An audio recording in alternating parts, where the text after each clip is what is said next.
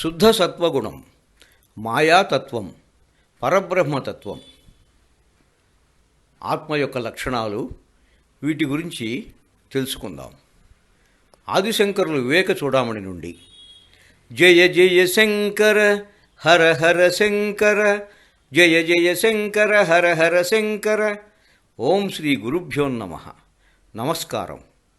విశుద్ధ సత్వగుణం గురించి గురుదేవులు ప్రస్తావిస్తున్నారు. విశుద్ధ సత్వస్య గుణాః ప్రసాదః స్వాత్మానుభూతిః పరమ ప్రశాంతిః తృప్తిః ప్రహర్ష పరమాత్మ నిశాయయా సదానందరసం నిమృచ్ఛతి. 121వ శ్లోకం. రజస్తమో గుణముల యొక్క కలయిక లేని శుద్ధ సత్వగుణం యొక్క గుణములు గురుదేవులు చెప్తున్నారు.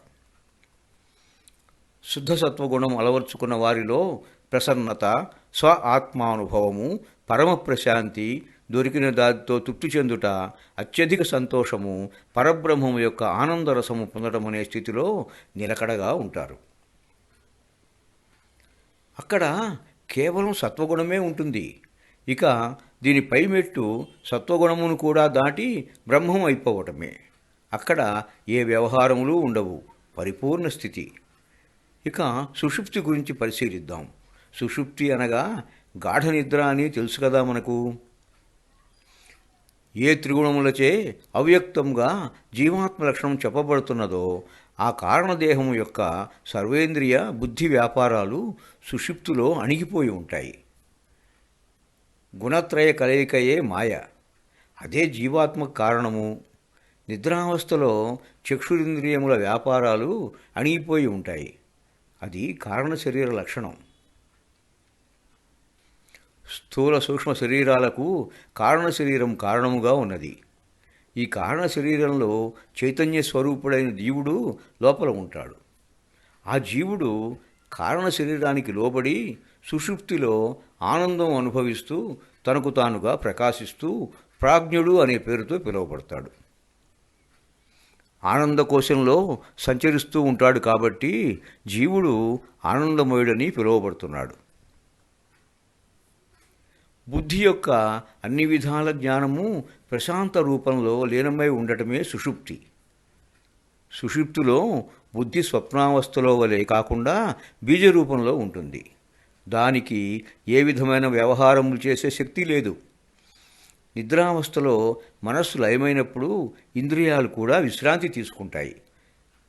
సూర్యుడు ఉదయించగానే కిరణాలు వచ్చినట్లు నిద్ర నుంచి లేచి జాగ్రత్త అవస్థకు రాగానే ఇంద్రియాలు వాటి పని అవి చేసుకోవడం మొదలుపెడతాయి. చలికి ఘనీభవించిన నెయ్యి వేడి చేయగానే కరిగినట్లు సుషుప్తిలో కారణరూపంలో ఉన్న జ్ఞానము జాగ్రత్త స్వప్నాలందు బుద్ధి రూపమై మరలా సుషుప్తిలో ఘనీభవిస్తుంది. ఈ అవస్థాత్రయము నుండి విముక్తి మార్గం తెలుసుకోవడమే శిష్యుడు చేయవలసిన సాధన. ఇప్పటి వరకు చెప్పుకున్న దాన్ని సింహావలోకనం చేస్తే పరమాత్మకు భిన్నమైనదంతా అనాత్మ, అవిద్యా స్వరూపము, శరీరము, జ్ఞానేంద్రియ కర్మేంద్రియాలు, పంచప్రాణాలు, మనస్సు, అహంకారము, చిత్తము, బుద్ధి, సుఖదుఖాది విషయములు, శబ్దాది విషయములు, పంచభూతములు, ఈ జగత్తు అంతా అనాత్మ విషయాలే, ఆత్మవస్తువులు కాదు అనగా ఆత్మ వీటికి లోబడి లేదని అర్థమవుతుంది. మాయా మాయా కార్యం సర్వమహదాదిదేహ పర్యంతం ఆసదిదమనాత్మకం త్వం విద్ధి మరీచికా కల్పం. 125వ శ్లోకం. ఓ శిష్య, నీవు మాయాకార్యమైన ఈ సమస్తమైన పిప్పిలికాది బ్రహ్మపర్యంతం, ఈ దృశ్యమానం అంతా కూడా ఆత్మవస్తువు కానేరదు. ఇదంతా మిథ్యతో కూడినది. ఎడారిలో ఎండమావి వంటిది. ఎండమావి దూరం నుంచి చూస్తే నీటి చలమలాగా కనపడుతుంది. దగ్గరకు వెళ్తున్న కొద్దీ ఇంకొద్ది దూరంలో ఆ నీటి చలమ కనబడుతూ ఉంటుంది. అక్కడ అసలు నీరు ఉంటే కదా. అలాగే ఈ జగత్తు మనం భ్రాంతిలో ఉన్నంత వరకు ఉన్నట్టుగానే తోస్తుంది. ఒక్కసారి ఆ భ్రాంతి తొలగిపోతే ఈ జగత్తు ఉన్నా అశాశ్వతమని తేలిపోతుంది. వెలుతురు ఉన్నప్పుడు చీకటి ఉండదు, చీకటి పోవాలంటే వెలుతురు రావాలి.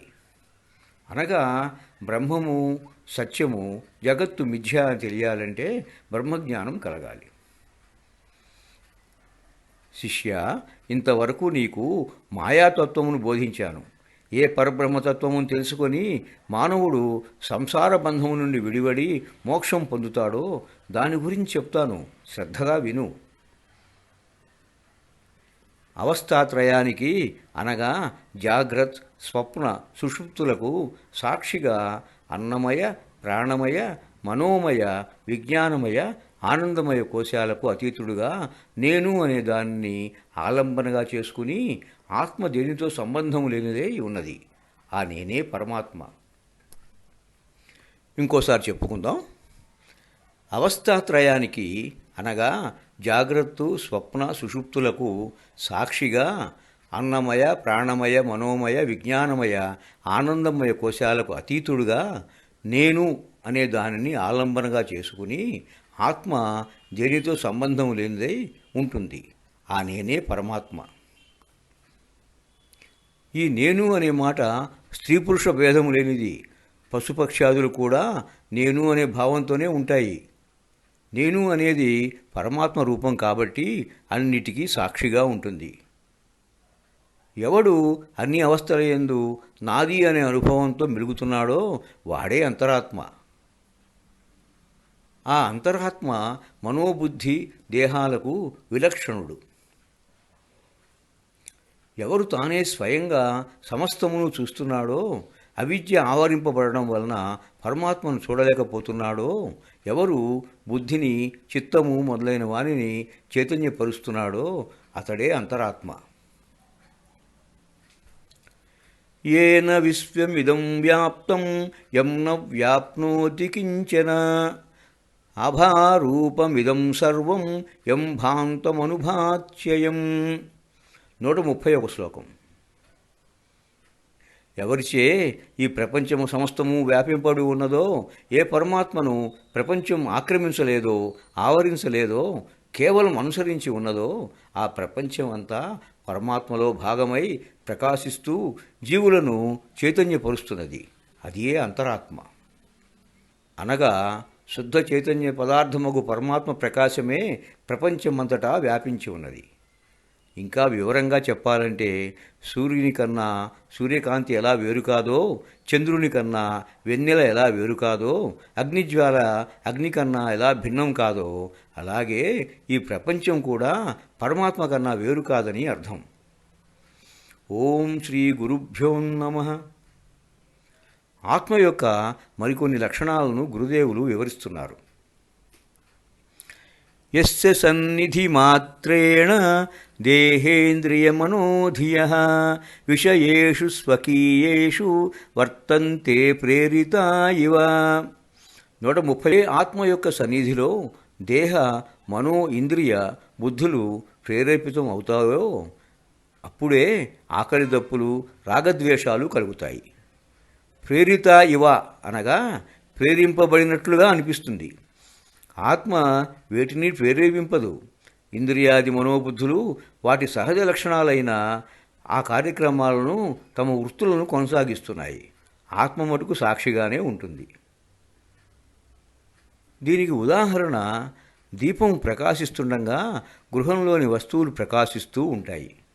ఆ వస్తువులను గృహంలోని వారు వాడుకుంటారు. వారు ఆ వస్తువులను వాడుకోవటంలో దీపం యొక్క ప్రమేయం లేదు కదా. అదేవిధంగా సూర్యకాంతిలో సమస్త జీవులు వారి పనులు వారు చేసుకుంటున్నారు. సూర్యుడు కేవలం ప్రకాశమే ఇస్తున్నాడు. జడములైన ఘటము, ఆకాశము అనగా శూన్య ప్రదేశం, దాని గురించి తెలుసుకోవాలంటే ఆత్మ స్థూల శరీరంలో ఉండాలి. ఆ ఆత్మే లేకపోతే అంతా జడ పదార్థమే. ఆత్మ కదలికలతో కూడిన అన్ని వృత్తులకు మూలము. ఇది తెలుసుకుంటే చైతన్యమే పరమాత్మ అని ఎందుకు అద్వైతం చెబుతుందో బోధపడుతుంది. ఎవరి చేత వాక్కు, ప్రాణములు నిరంతరం ప్రవర్తిస్తాయో అట్టి అంతరాత్మ సనాతనుడు, ఏ వికారములు లేనివాడు, స్వయం ప్రకాశకుడై ప్రజ్ఞారూపంలో ఉన్నాడు. నిర్మలమైన శుద్ధ సాత్విక తత్వంలో రజతమో గుణములు నశించిన వేళ హృదయాంతరాలలో సూక్ష్మరూపంలో ఒక శూన్య ప్రదేశం కనపడుతుంది. నిర్మలమైన శుద్ధ సాత్విక తత్వంలో రజస్తమో గుణములు నశించిన వేళ హృదయాంతరాలలో సూక్ష్మరూపంలో ఒక శూన్య ప్రదేశం కనపడుతుంది.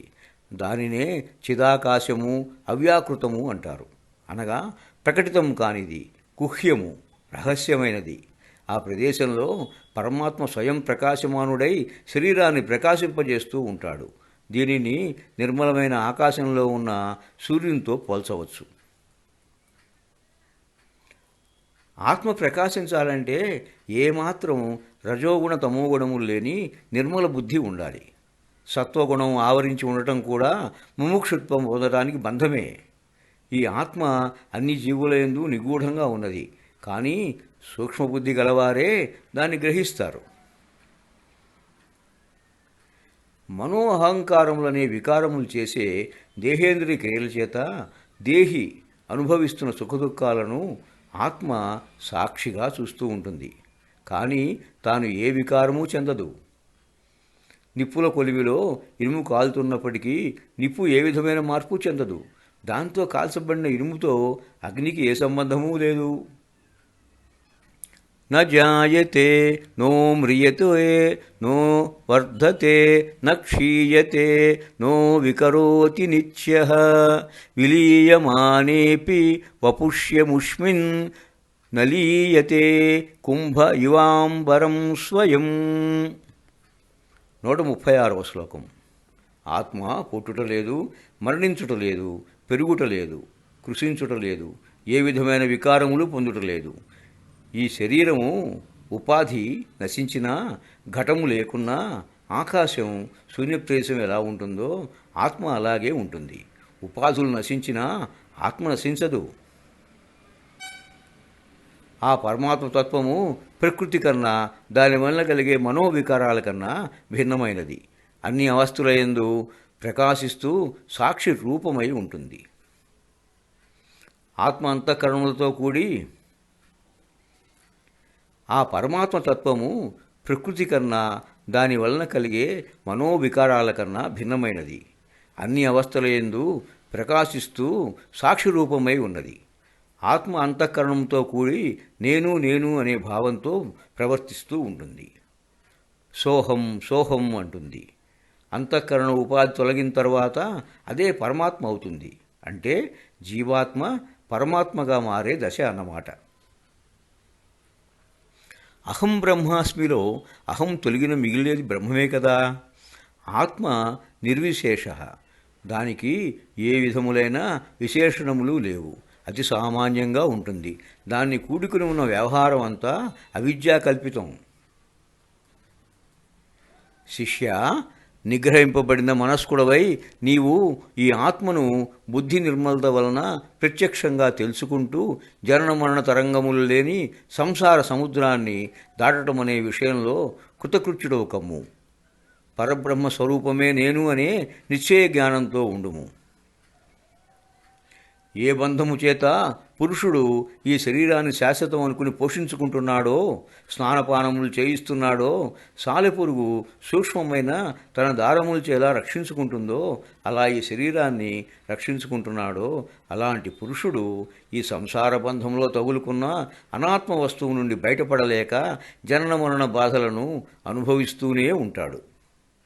ఏ తస్మిన్ సద్బుద్ధి ప్రభావతి విమూఢస్య తమసా వివేకాభావైద్వైస్ఫురతి భుజగే రజ్జుధిషణా తతోనర్ధవ్రాతో నిపయతి సమాధాతురధికస్తతో యో సద్గ్రాహ స్పహి భవతి బంధశృణు సఖే. 140వ శ్లోకం. విమర్శనాత్మకమైన జ్ఞానం లేకపోవటచే పామును చూసి త్రాడు అనుకునే బుద్ధి పుడుతుంది. అజ్ఞానం చేత అతి మూర్ఖునికి సత్వగుణం లేక అనాత్మయగు అస్థిర దేహములనే ఆత్మగా భావించి విపరీత బుద్ధి ఎలా కలుగుతున్నది. అలాంటి విపరీత భావం వలన సత్యమును అసత్యముగా భావించి అనర్థముల బారిన పడుతున్నాడు.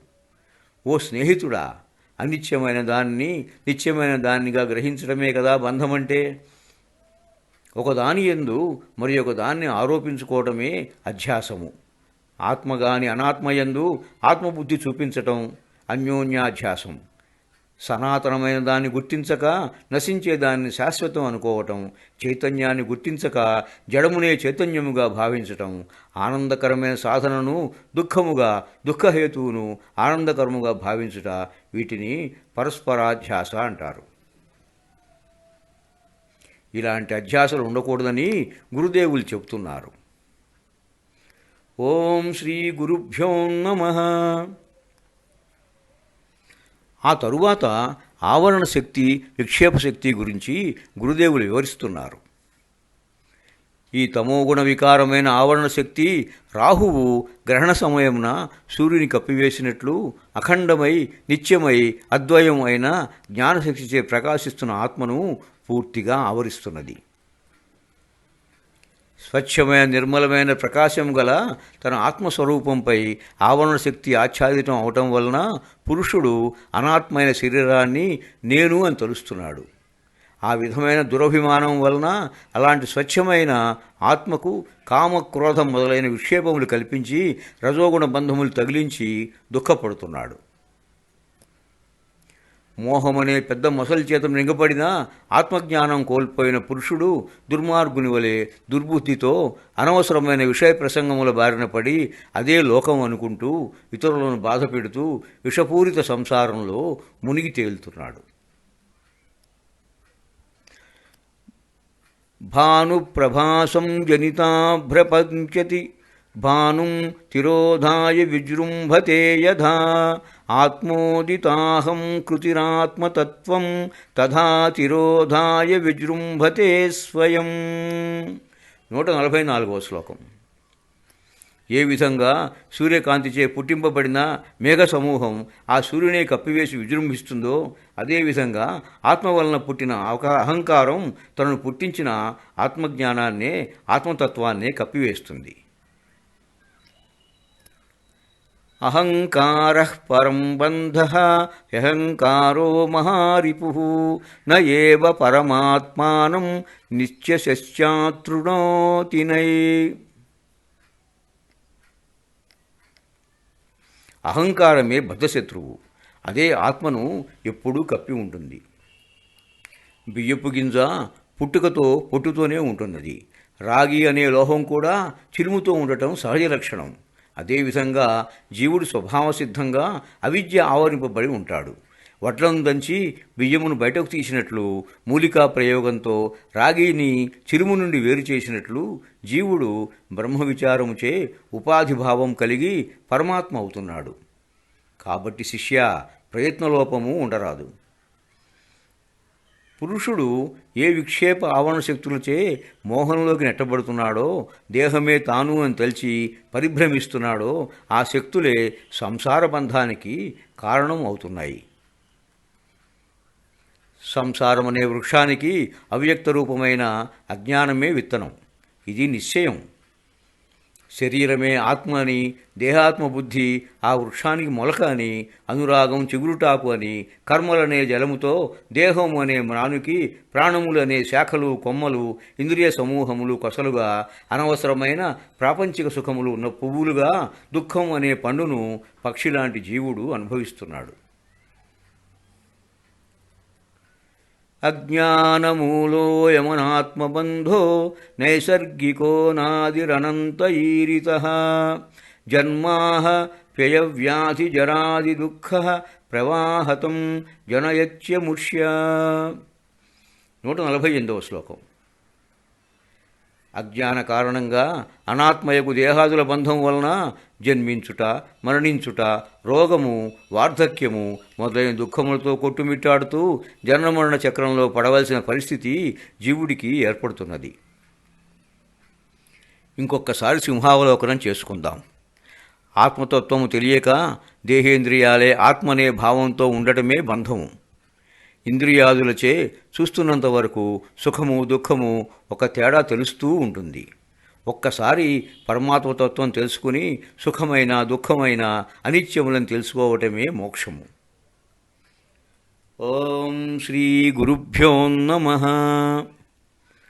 అజ్ఞానము యొక్క మూలము అజ్ఞాన స్వరూప విచారణ గురించి బోధ చేస్తున్నారు గురువులు. అజ్ఞానం అనేది భావాభావ రూపమైనది. అది మాయా లక్షణం. మాయకు అవిద్య, మాయ, అజ్ఞానం, ప్రకృతి, శక్తి, అనిర్వచనీయం అని 6 పేర్లు ఉన్నాయి. విద్య చేత నశిస్తుంది కాబట్టి అది అవిద్య, జ్ఞానం చేత పోయేది కాబట్టి అది అజ్ఞానం, జగత్తుకు ఉపాదాన కారణం కాబట్టి మాయ, పరమాత్మను ఆశ్రయించి ఉన్నది కనుక ప్రకృతి అని, శక్తి అని, సత్ మరియు అసత్ రెండింటికి విలక్షణమైనది కాబట్టి అనిర్వచనమైనది తెలుసుకోవాలి. ఇంకా బాగా అర్థం అవ్వాలంటే సత్వ రజస్తమో గుణాల కలయికయే మాయ. న అస్త్రై న శస్త్రై న అనిలేన. ఈ అజ్ఞానము అనగా అనాత్మబంధము పరమాత్మ యొక్క అనుగ్రహం చేత మనోహరమైన స్వచ్ఛమైన వివేకమనే విజ్ఞానము అనే గొప్ప ఖడ్గము చేత ఛేదించవలసిందే తప్ప ఆగ్నేయాది ఏ అస్త్రముల వలన సాధ్యము కాదు. వాయువు చేత ఎగరగొట్టలేము, అగ్ని చేత దహింపలేము, కోట్ల కొలది కర్మల చేత అజ్ఞానాన్ని నశింపజేయలేము. అనగా ఆత్మజ్ఞానమే అజ్ఞానం పోవటానికి విరుగుడు. శృతి ప్రమాణైకమతే స్వధర్మనిష్టా తయైవాత్మవిశుద్ధిరస్య విశుద్ధబుద్ధే పరమాత్మవేదనం తేనైవ సంసార సమూలనాశః. 150వ శ్లోకం. వేద ప్రమాణములందు నిలకడ బుద్ధి గలగా ఉంటే స్వధర్మముల యందు అనురక్తి ఏర్పడుతుంది. నిర్మలమైన బుద్ధి కలవానికి పరమాత్మను తెలుసుకొనుటకు అవకాశం ఏర్పడుతుంది. ఆత్మజ్ఞానం వల్లనే సంసార బంధము మొదలంటా నాశమవుతుంది. అన్నమయ, ప్రాణమయ, మనోమయ, విజ్ఞానమయ, ఆనందమయ కోశ పంచకముచే కప్పబడిన ఆత్మ నాచు మొదలైన తీగలతో కప్పబడిన దిగుడు బావిలోని జలములాగా చూడగానే కనపడదు. నాచు తొలగిపోగానే దప్పిక అనే తాపాన్ని పోగొట్టే జలం ఏ విధంగా కనపడుతుందో ఆ విధంగానే ఆత్మని కప్పి ఉన్న పంచకోశములు తొలగిపోగా తాపత్రయాలు పోగొట్టునట్టి తక్షణమే సౌఖ్యమునిచ్చునట్టి పరమాత్మ జ్ఞానము సాధకుడికి కలుగుతున్నది. పంచానామపి కోశానామపవాదే విభాచ్యయం శుద్ధః నిత్యానందైకరసః ప్రత్యగ్రూపః పరం స్వయం జ్యోతిః. 153వ శ్లోకం. పంచకోశములను ఒక్కొక్క దానిని కూలంకషంగా చర్చించి అవి ఆత్మవస్తువులు కాదని నిర్ధారణ చేసుకోగా స్వప్రకాశ జ్యోతిస్వరూపుడగు నిత్యానందమే సారముగా గల నిర్మలుడైన అంతరాత్మ ప్రకాశిస్తున్నాడు. అన్నము చేత వృద్ధి పొందిన శరీరం కావటం వలన దీనికి హెచ్చుతగ్గులు ఉండటం వలన ఇది ఆత్మ కాదు. అదేవిధంగా ప్రాణము చైతన్యం మీద ఆధారపడటం వలన ప్రాణము కూడా ఆత్మ కాదు. అహంకార మమకారములు కలుగజేసే మనోమయ కోశం కూడా ఆత్మ కాదు. అలాగే సుషుప్తి యందు ద్యోతకమయ్యే విజ్ఞానమయ కోశం కూడా ఆత్మ కాదు. నిద్రలో మాత్రమే వెలువడే ఆనందమయ కోశం కూడా ఆత్మ కాదు. ఇది పంచకోశముల అతి ముఖ్యమైన విశ్లేషణల మీద సారము. శ్రోతలు గ్రహింతురుగాక. ఆత్మానాత్మ వివేక కర్తవ్యో బంధముక్తయే విదుషా తేనైవానందీ భవతి స్వయం విజ్ఞాయ సచ్చిదానందం. 154వ శ్లోకం. సంసార బంధనాశం కొరకై పండితులు ఆత్మానాత్మ వివేకమును పొందవలను. వేరు మార్గము లేదు. అట్టి వివేకము చేతనే సత్ చిత్ ఆనంద స్వరూపమైన తనను తాను స్వానుభవముచే తెలుసుకుని నిరంతరం ఆనంద స్వరూపిగా సాధకుడు ఉండగలుగుతున్నాడు. ఏ ధీరులు తమలో ఉన్న పరమాత్మను చూడగలుగుతున్నారో వారికే శాశ్వతమైన సుఖం దొరుకుతున్నది, ఇతరులకు లేదు. ఇది ఉపనిషత్ ప్రమాణం. ముంజగడ్డి నుండి సూక్ష్మరూపమైన తృణధాన్యాలు ఎలా దొరుకుతాయో ఈ ప్రపంచ దృశ్య సమూహము నుండి బ్రహ్మవస్తువును వేరు చేసి చూడగలవాడు ముక్తుడు. అనగా పంచభూతమగు శరీరము నుండి ఆత్మను వేరుగా చూడగల సామర్థ్యము సాధనచే పొందవలను. అన్నం వలన పుట్టిన ఈ దేహము అన్నము చేత జీవిస్తుంది. అన్నము లేకపోతే నశిస్తుంది. చర్మము, లోచర్మము, రక్తమాంసములు, ఎముకలు, మలమూత్రములో నిండిన ఈ దేహము స్వయం ప్రకాశముగు పరమాత్మ అనుకోకూడదు. ఈ దేహము జీవి పుట్టకముందు లేదు, మరణించిన తర్వాత లేదు, ఉన్నంతసేపు ఉంటుంది. ఇది జడస్వరూపం. ఇది ఆత్మ ఎలా అవుతుంది? ఈ దేహము అవయవములతో కూడి ఉన్నదైనను అప్పుడప్పుడు కొన్ని అవయవములు లేకపోయినా జీవించగలుగుతుంది. అందువలన ఈ అవయవముల నియంత్రణ లేని శరీరము ఆత్మ కాదు. ఈ విధంగా దేహం ఎందుకు ఆత్మ కాదో గురుదేవులు ఇంకా విశదీకరిస్తున్నారు. జయ జయ శంకర హర హర శంకర, జయ జయ శంకర హర హర శంకర. స్వస్తి. గండవరం ప్రభాకర్ రావు. నమస్కారం.